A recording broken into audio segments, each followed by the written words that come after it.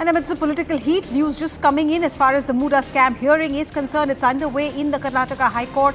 Solicitor General Tushar Mehta has submitted documents and file notings in Karnataka High Court to indicate that the governor considered various documents and the reply of the Chief Minister, the Cabinet advice, etc. before he came to a conclusion. Tushar Mehta was also highlighting the governor's note that there might be irregularities and misuse of power. So while the Congress is upping the ante against the governor there, Solicitor General representing the governor arguing in Karnataka High Court that all documents have been considered before reaching a conclusion. My colleagues Harish and Ritu with me on the broadcast. Harish, to you first, help me understand what's going on in the High Court. Well, Tushar Mehta placing an elaborate argument to conclude or at least convey to the court that there was application of mind, because this was one of the major points raised by Siddaramaiah's counsel.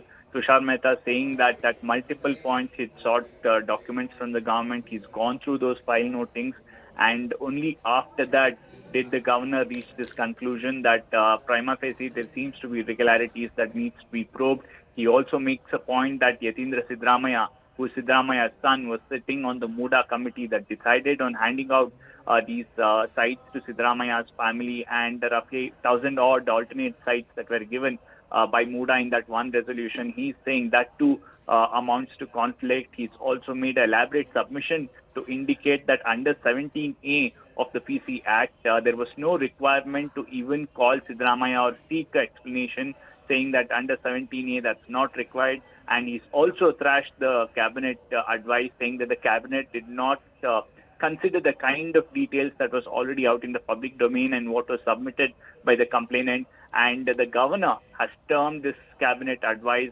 as irrational, and quoting in the Madhya Pradesh case, he said that when the cabinet advice is irrational, the governor is not bound to consider it. So clear-cut 5 to 6 points put out by the governor's counsel to convey to the court that this was a process that considered all the facts that was placed before the governor, and he believes that there is enough to conclude or at least initiate an inquiry. Right, Harish, thank you so much. Interesting details there. Harish pointing out how the governor has argued that if the cabinet's recommendation is quote-unquote irrational, the governor can choose to not accept it. Will that be acceptable as a legal point of view? Can the governor act without the aid and advice of the cabinet? The Karnataka High Court is listening to that matter. The hearing is on. But Ritu, meanwhile, is tracking the Congress protest outside Raj Bhavan. Ritu, just show us around what's happening. Is the protest still on? You've told us what the demands are, but have the Congress leaders got an appointment from the governor to convey what they really want?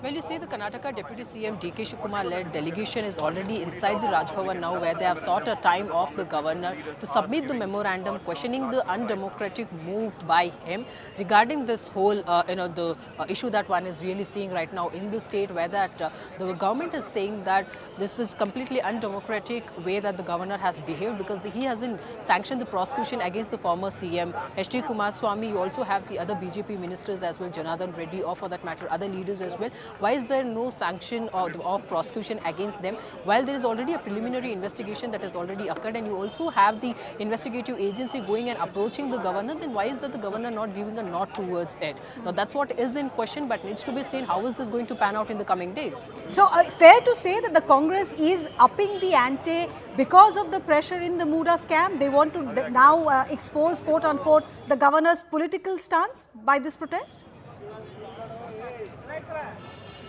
Well, as you rightly pointed out, you see the timing is in question, saying that why that the government in fact have to approach the governor at this point in time when the MUDA scam hearing is on, and the Karnataka CM Siddaramaiah is in the spot as well regarding this whole issue. So the timing is in question, saying that why did not the government in fact approach the governor in before that this whole issue came up? Why this point in time? So that's what is in question. But as said, you see there are the counter words that are going on between the BJP and the Congress government as well. So what will be the final output? That will remain, of course, very important.